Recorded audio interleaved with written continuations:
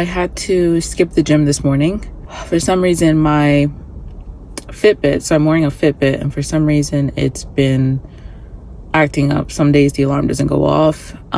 This morning it was 45 minutes behind, so I thought I was getting up on time, or just like slightly behind time, but I was very behind time, so I didn't have time to go to the gym. It was supposed to be a light cardio and ab day, so I just did the abs at home. I didn't really have time to do the light cardio part, but I did something. I plan on going to the gym tomorrow, and I'm also now on the hunt for a new watch, something that can track my sleep, something that can track my exercises, my steps, stuff, light health, stuff like that. And then also an alarm. I need something that can be an alarm. The thing I love about the Fitbit is that it's got the sleep wake function. It wakes you up within a 30-minute window, and it wakes you up at the best time in your sleep cycle to wake you up, versus like waking you up in the middle of REM. It maybe will wake you up in the middle of light if you're, within 30 minutes of when you want to wake up. So I like that, but I don't think anything other than Fitbit has that. But at this point, Fitbit has I'm kind of over it, because it's this specific watch has given me so many issues the past few months. So I'm over it. I just need something new. But having to buy a new watch is something I've been avoiding. And this morning was my last straw. I'm getting a new watch. But it has highlighted, and, I'm in therapy and, really thinking deeply about where I am and my mental health and all of that. But having to buy the new watch has opened up this whole thing of me and spending money. Me and money have a very long, deep history, which involves trauma and all that stuff. So my thing is to not spend any money, or spend very little, really use the things that you already have, really use it up. Get the lifetime and even squeeze a little bit more out of it. That's been me. That has gotten me very far. And now I'm at a place, and I've hit that place at certain points in my life in the past, but on smaller scales. And now I'm I just so happen to be, because I procrastinate on spending money. I'm at a place right now where a lot of things need to be replaced at once. I need to buy all new underwear. I need to buy all new underwear, bras and stuff. I need to get all new stuff. Socks, all the things that you need that go under your clothes. I need new ones. That are right now, the bras that I have are sports bras or nursing bras. And eventually, I'm not even nursing, I'm just pumping. So I'm going to need regular bras, and my size has changed ever since pregnancy, postpartum, pumping. I don't even know what size I am anymore. So I just need to buy a whole bunch of things, and I have such resistance to it. And I realize how, even, going to the gym. I'm going to the gym. I've been consistent the past 2-3 weeks, which I'm really happy about. But a part of that is I'm wearing workout clothes that I've had since high school, and freshman year of college. Just Marshalls, TJ Maxx, wherever I got them. So everything is old, mismatchy. I just don't feel my best. And I can tell, even just going to the gym, I go in and I go out. I'm not really, I'm not stretching after my workouts. I'm just getting in and getting out. A part of that is not waking up and having the time to do the workout, warm up, do the workout, stretch, and get out. A part of that is timing, but another part of that is just feeling so uncomfortable in my clothes and my body, just not feeling comfortable, period, which relates to confidence, which relates to self-worth. Am I worth spending the money on a new outfit or a new sports bra or that fit right, and just et cetera. It goes so deep with me, and I'm just realizing how how much I've been avoiding and just getting by. And I didn't realize how detrimental that was to my self-worth. And I'm realizing just how much, to the extent that it's been damaging that. And it really wasn't, because like before I got pregnant, I mean, I've been doing self-development work. I've been working on myself for many years at this point. I really thought I was much further along than I feel like I am right now. But it wasn't until giving birth and like going through the whole postpartum experience that I'm now like, you thought you was doing something, but nah. Like you did do work. I did do work, but I thought I was so much further than I was. Like it released, or it revealed to me, this whole experience of motherhood and postpartum, really it's postpartum, has revealed, and the new role that I play and the responsibilities that come with that has revealed, like, I thought I was at level in a video game. I'm at a level 7 out of 10. And I passed this new mark, and now there's like 100 more levels that have been released. And I'm like, oh man, I'm just at the beginning. That's what it feels like. It's all ultimately good things for me. It's just a lot of work right now, and a lot of discovering and rediscovering and unlearning a lot of that. And I'm realizing, like, I bring up the example of clothes and just needing to buy like new bras and underwears and socks and stuff.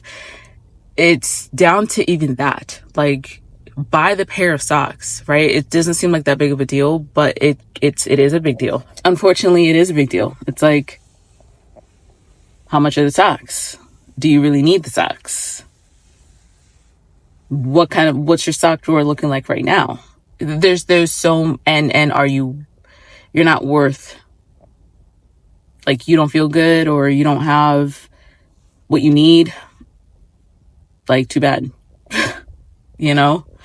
And socks just seem so little.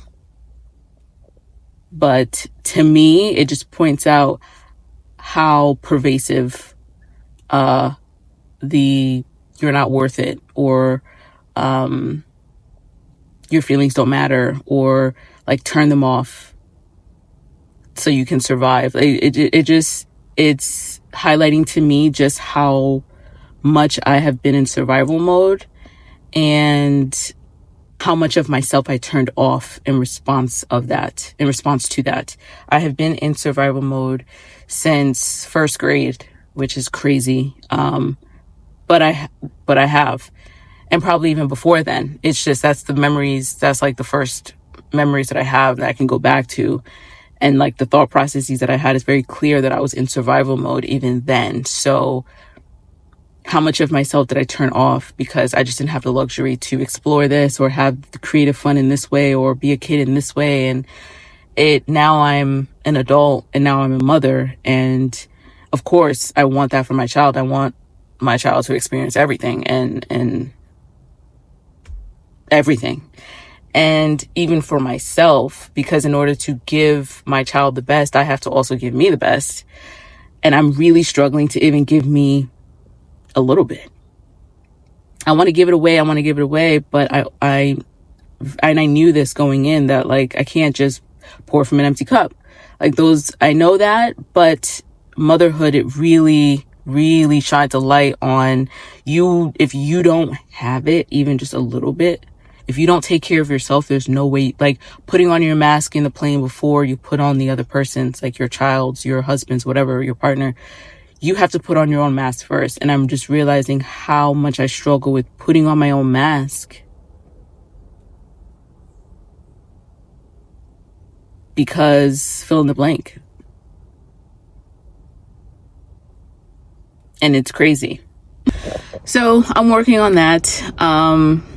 That is work I have to just continue to unpack and allow myself to get the things that I need, like a watch where I can like look at the time and believe that that's the right time, or when I go to bed and set my alarm, believe that like I can rely on that to go off and not, have my whole day messed up. And even to the point of like, okay, you've got socks that you can wear to work, you've got socks you can wear to the gym, you've got what you need. And I don't have to be in survival mode scrounging up the penny, because it's so weird, because I can go out and buy matcha. Like you've seen me buy matcha. I can spend $4 or $5 on a matcha. I can spend whatever on I've been buying juice the past couple of weeks. When we were in the city and when we came back, I bought some juice, like kale, whatever juice, right? I can spend the money on that. But then for some reason, I've gotten to the point where I could spend the money on that, because before I wouldn't. I have not bought socks and underwear. Although I will say, like, the thought of like spending money on like socks and underwear is kind of annoying.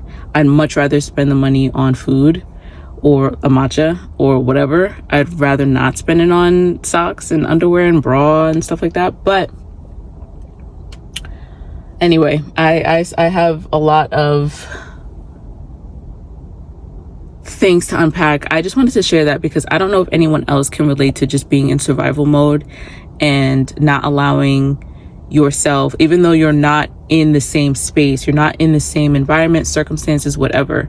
Things have changed, but your mentality hasn't changed, and you're not allowing yourself to relax. You're not allowing your nervous system to recover. You're not allowing any of that. You're just still staying in that fight flight mode, and you're not relaxing, even though nothing in the environment is calling for you to fight or flee, but for some reason you don't feel safe enough to do so. So I don't know if anyone else can relate to that, which for me unfortunately relates to like self-worth and stuff.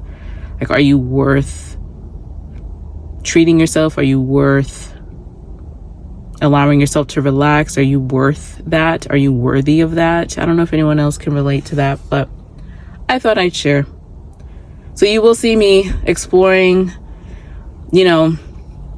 getting new things, replacing the things that are way past its due date, getting a new watch, so that my life can just flow better and I'm not in a constant state of falling apart. Because that's what it feels like.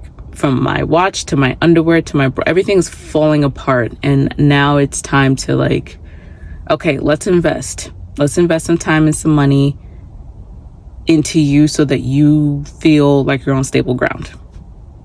Anyway, I gotta go.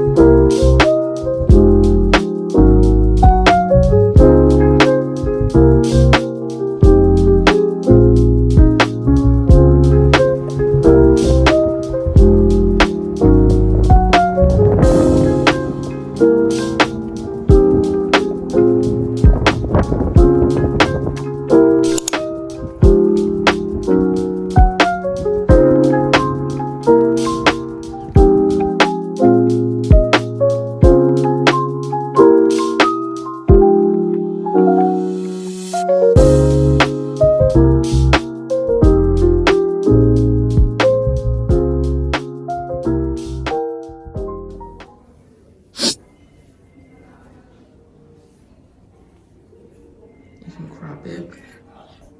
You tighten this up and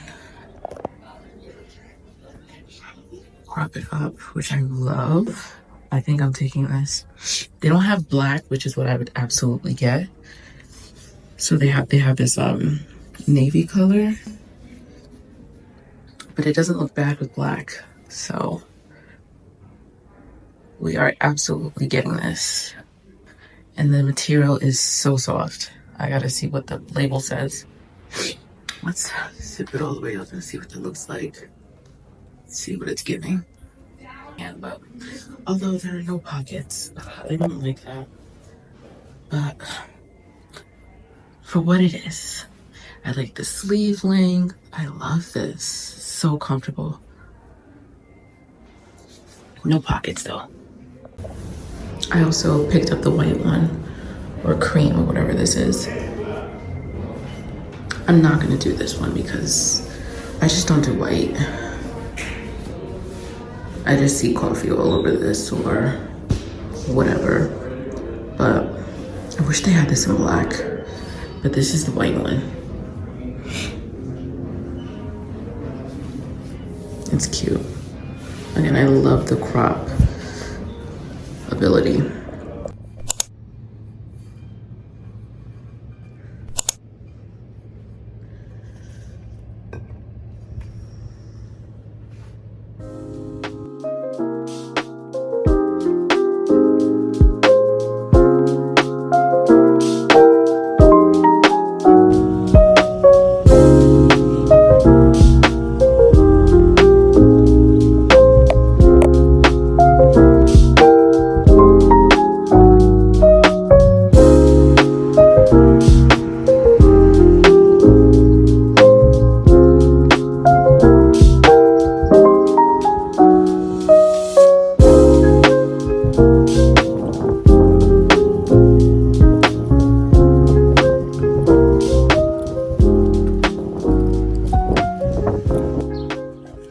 So I'm on a walk. I went to the gym this morning. Today was shoulders, pull, push. Today was a push day. So I did some weights and now I'm doing a little bit of walking before I go to the grocery store, do some errands. And on my walk, of course, this is where I'm in deep thought a lot of the time. And so I went shopping yesterday for some things. I still have to get more, but I was able to find some good stuff. And I'm just realizing how much of a struggle it is to take care of myself. Like, it's so crazy how hard it feels. Even to buy things that I absolutely need. I still haven't bought my watch. And there's a huge part of me that's very resistant to that. Is it necessary? So many questions. So many questions to be able to quickly invalidate the need. I think a big part of where I am right now in my journey is I guess similar to like the feeling I get with self-care. And I probably I need to further unpack why I don't like the term self-care, because now I'm like, is it just because you don't want to take care of yourself? You don't think you're worth it? Like, I gotta unpack that more. But self-love and really self-acceptance, like, of all of the different parts of me, because I'm realizing more and more just how much I've divided there's so many parts of me, and there's so many parts of me that I've shut down over the years. I think I was saying this earlier, of just like,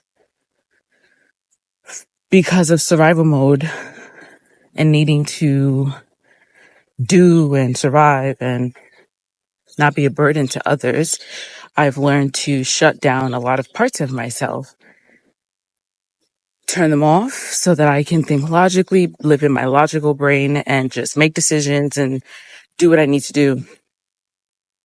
And I'm realizing how judgmental and critical I am of some of those parts and what they need, instead of loving and accepting them and then honoring them. So even the journey of like identifying what parts of myself that I cut off, I literally have no idea. I'm starting literally from scratch, ground level, literally starting from ground level with like, who am I? What do I want? What do I like? Yesterday, my husband gave me, gave me the day to kind of do whatever I needed to do to kind of take care of myself. So that's how I was able to go solo to the stores and do all that. And before I went out and shopped, I was at home for a little bit. Like, he had taken the baby out and about. And I was at home. I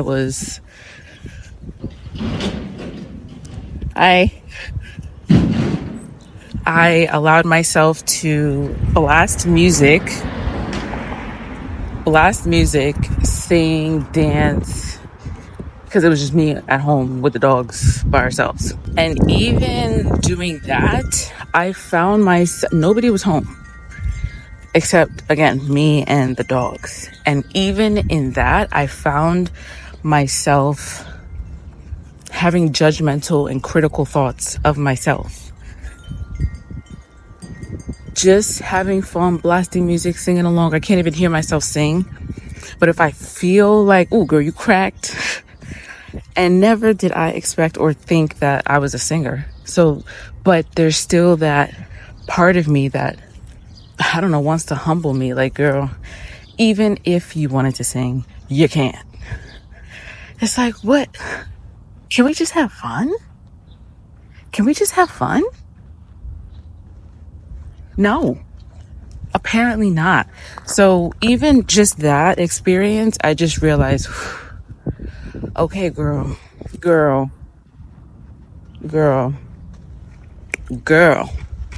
a lot of work to do. Okay, we have a lot of work to do, because if you cannot have fun at home by yourself, like home, okay, alone, if you can't do that, we have problems, we have issues. I'm realizing slowly how much work I have to do with integrating all of my parts. And it makes sense that having a child, especially having a baby girl, it makes sense that it will come up. And I knew that.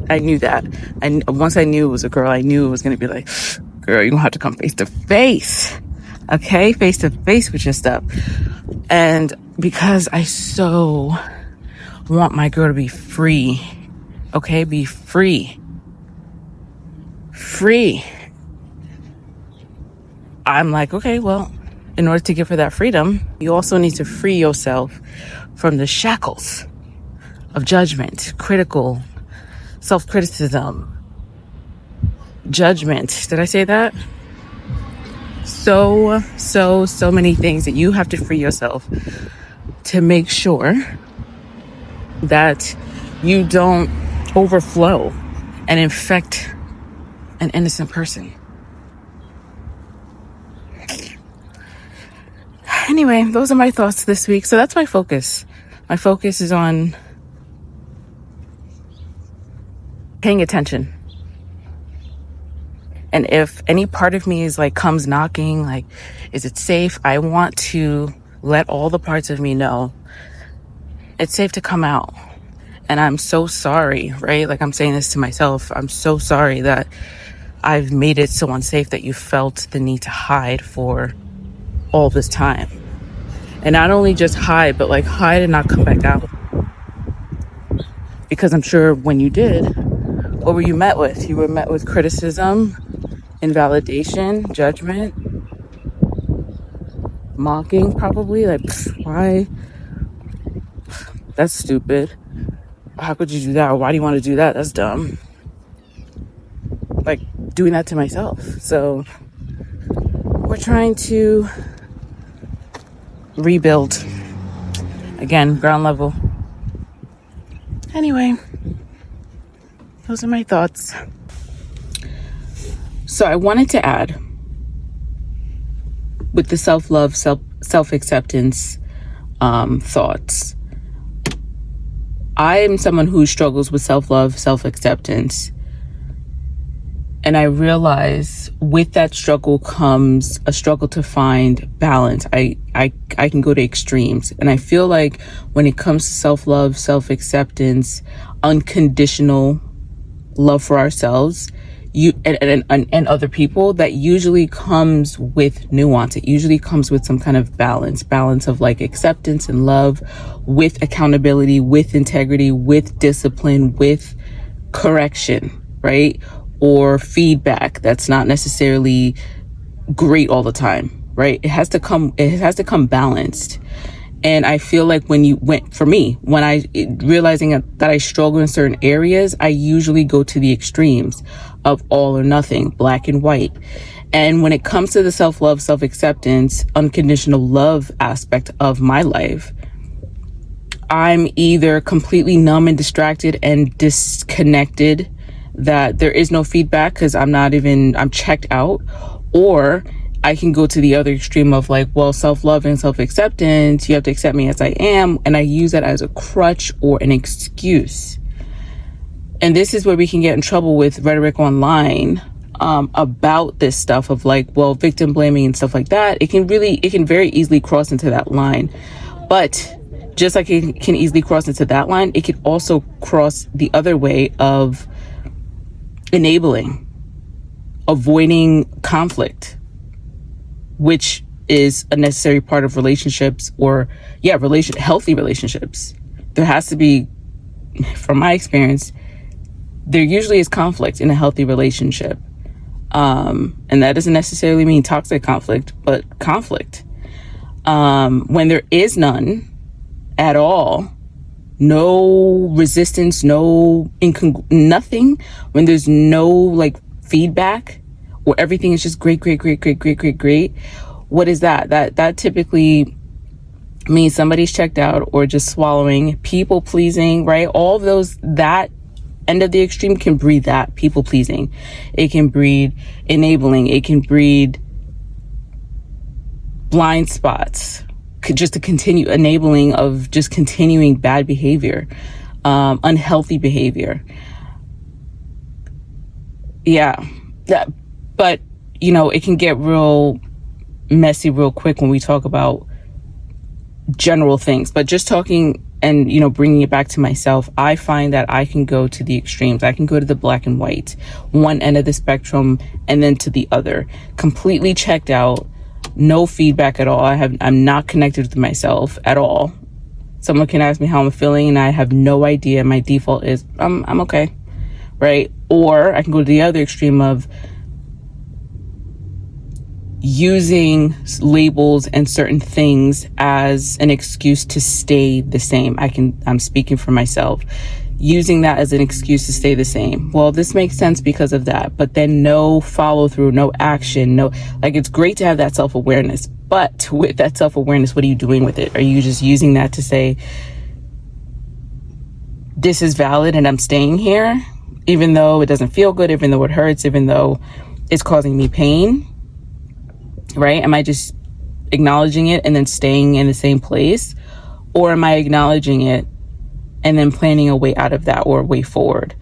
And yeah, that just came to my mind of just like the nuance and the gray and the balance that usually is involved in healthier relationships. That unconditional love, right, can very quickly be turned to, well, you love, which we do, right? I can love you, but also lovingly correct or lovingly give you feedback in a way that maybe doesn't feel great at the time, and we can get defensive, we could do whatever, but is it necessary? I can think about if I'm on the the receiving end of behavior that I don't think is great, yeah, I think it's necessary. I think it's necessary we have a conversation about how your actions affect other people, how your actions are affecting me, how I'm interpreting it, how I'm experiencing it. Like, it's really easy for me to say, like, yeah, we got to talk about it. Like, I love you, and because I love you, I want to tell you this. But we also have to be on the receiving end of it, of like the people who are around us or ourselves. Like, hey, in this area, okay, we got to get it together. Anyway, I'm going to go grocery shopping. I'm here. And it's already, the parking lot is, every time I come in the parking lot, it's so crazy. So let's get in and get out.